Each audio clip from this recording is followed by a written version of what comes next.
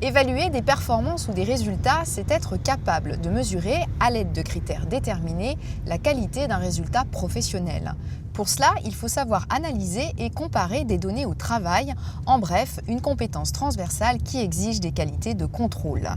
Exemple en action avec Samuel Ferreira, il est chef d'atelier mécanicien automobile. Alors, expliquez-moi un petit peu en quoi consiste votre métier. Concrètement, ça commence souvent par recevoir les clients, les réceptionner, établir des ordres de réparation et ensuite la commande de pièces et à la fin de facturer et rendre la voiture au client.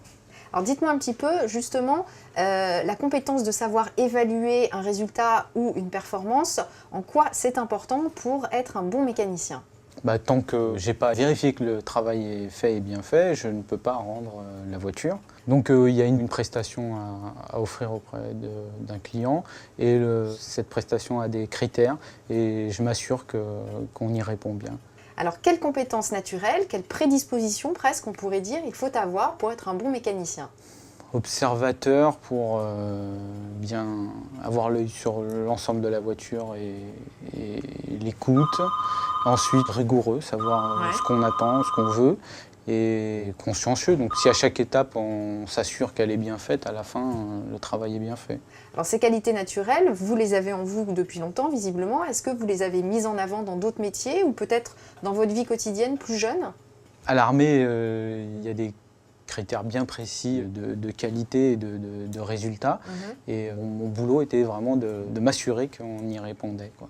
Qu'est-ce qui vous plaît le plus dans votre métier, Samuel? Et chaque panne est donc un défi et ce côté-là me plaît.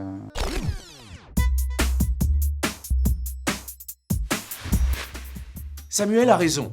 Évaluer des performances ou des résultats, c'est essentiel dans un garage automobile. C'est être capable de mesurer la productivité de son activité et d'évaluer son efficacité au travail. Cela peut aussi prendre d'autres dimensions, qui vont de relever des mesures ou d'évaluer un produit à partir de paramètres très simples, jusqu'à réaliser un audit sur un projet d'envergure. Évaluer des performances ou des résultats, c'est une compétence très recherchée dans beaucoup de métiers. Par exemple, technicien d'industrialisation en électronique, technicien en économie de la construction, ou encore les métiers de l'audit ou du conseil, dans lesquels vous devrez évaluer les performances d'un service.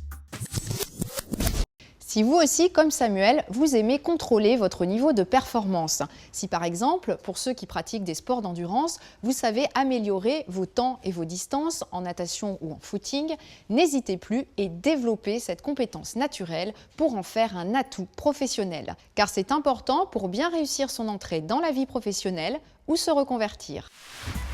Vous l'avez vu, nous avons tous des atouts pour aller vers d'autres métiers. Si vous souhaitez changer de métier, sachez qu'il vous faudra très certainement acquérir d'autres compétences techniques et professionnelles pour réussir.